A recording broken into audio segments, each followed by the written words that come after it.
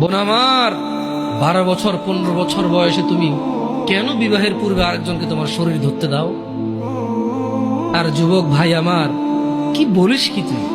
এই পৃথিবী আর পৃথিবীতে যা আছে এর চেয়ে মূল্যবান হচ্ছে এই মেয়েটা। তো এরকম মূল্যবান একটা জিনিস ওর ধরে ছুঁয়ে তুই ওকে ওর মূল্য কমিয়ে দিবি? এত বড় জুলুম ওর প্রতি তোর! তুই আল্লাহকে ভয় করিস না তাই বলে এতটা কি বলিস তুই?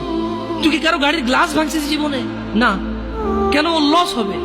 তুই কি কোনোদিন কোনো মানুষকে ঘুষি দিছিস? না। কারণ তাহলে ও বেচারা কষ্ট পাবে। তুই কি জীবনে কারো পেটে ছুরি ঢুকাইতেছিস? না। ও মরে যাবে, তাহলে ওর ফ্যামিলি ক্ষতিগ্রস্ত, লসে পড়ে যাবে। তুই কি কারো টাকা মারছিস কোনোদিন? না। তাহলে ওর ফ্যামিলি টাকার কারণে কষ্ট পাবে। তাহলে তুই কেন এত ছোট ছোট বিষয়গুলো খেয়াল রাখিস যে আরেকজনের লস হবে? তাহলে তুই এই মেয়েটার জীবনটাকে তুই কি করলি? তুই পুরো পৃথিবী আর পৃথিবীতে যা আছে সবকিছু বিক্রি করলে যে সম্পদ হবে, সবকিছু অর্জন করলে যে অর্জন হবে, এর চাইতে মূল্যবান তুই ওকে সতীত্ব থেকে বের করে নিয়ে আসলি?